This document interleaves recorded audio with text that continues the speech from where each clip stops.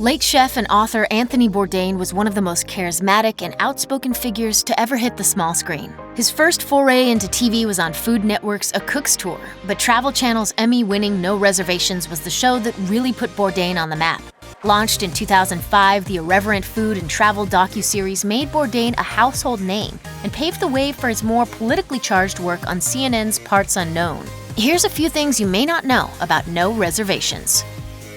The pitch. One of the reasons Bourdain moved from Food Network to Travel Channel was because of a falling out with the network's higher-ups. Bourdain was on a book tour in Spain when a famous local chef invited him into his kitchen to film an episode, but Food Network rejected the idea.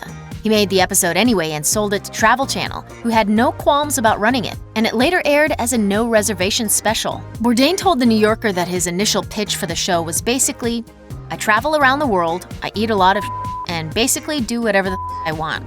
Years after Bourdain left the Food Network, he openly criticized many of its chefs and shows. According to Bourdain, the network's biggest stars are largely intolerable, saying that Emeril Lagasse is unwatchable, Sandra Lee is pure evil, and Rachel Ray, quote, sells the smug reassurance that mediocrity is quite enough. Slow start. Travel Channel was an underperforming network when No Reservations was first conceived, and was probably best known for carrying of the World Poker Tour, if you're into that stuff. The pilot episode of No Reservations, set in France, reached fewer than 1 million viewers. The second episode of the series, featuring Bourdain in Iceland, also bombed. Instead of canceling the show, network execs decided to make it even bigger and bolder, and let Bourdain's personality really shine through.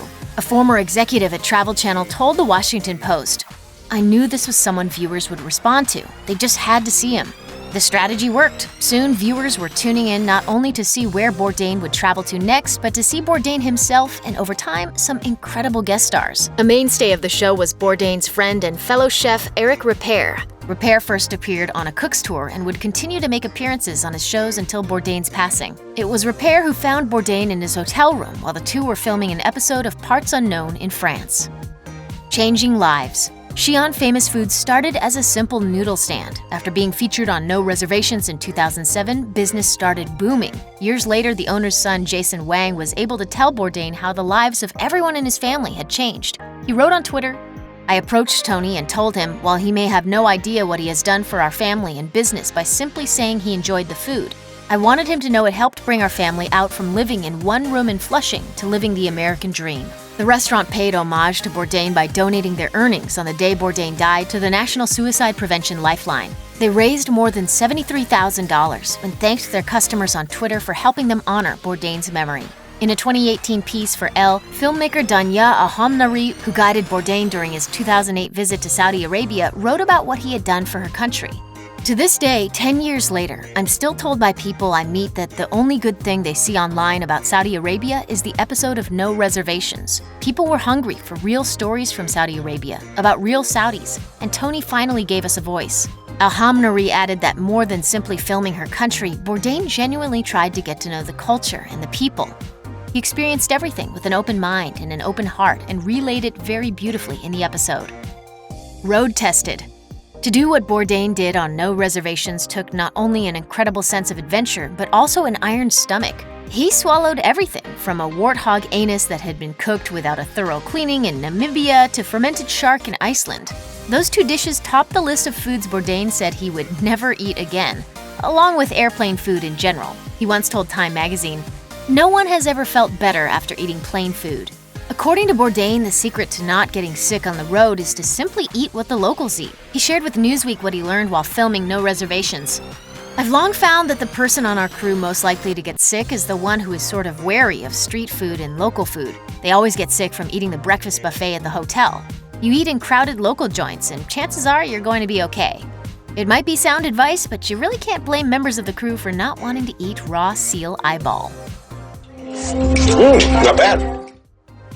Double duty. Filming more than a dozen episodes each season of a show that requires you to travel around the globe can be taxing. Bourdain would often be out of the country for 250 days out of the year. To make things worse, while filming No Reservations, he also filmed 2 seasons of a sort of spin-off show called The Layover from 2011 to 2013. While Bourdain and the crew would spend several days in each location for No Reservations, on The Layover, they would only have 24 to 48 hours to build a story around each destination.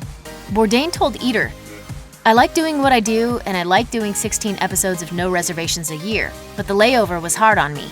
It was hard with that much food and liquor in a 2-day shooting period, back to back to back. And that's after shooting No Reservations. No second takes.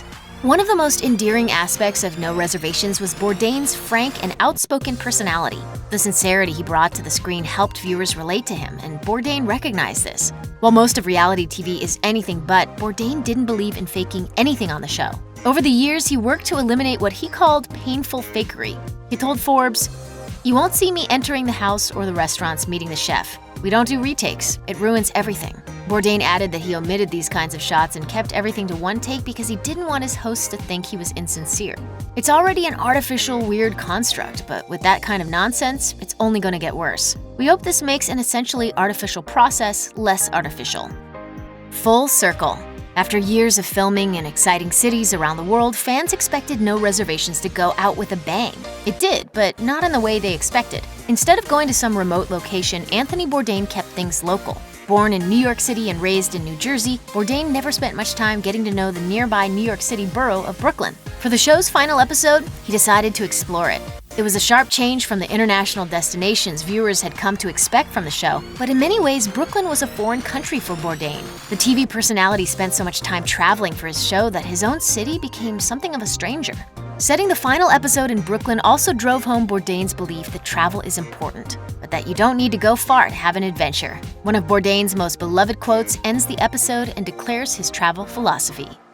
If I'm an advocate for anything, it's to move as far as you can, as much as you can, across the ocean or simply across the river. Switching gears. The final episode of No Reservations was the end of an era, but also the start of a new one. Bourdain didn't end the show to quit traveling and retire, but rather to travel to even more destinations. He moved to CNN and began work on Anthony Bourdain Parts Unknown, which carried on the spirit of No Reservations and its predecessor, A Cook's Tour, but with a decidedly more political edge. So there's life after coal. There's life after coal.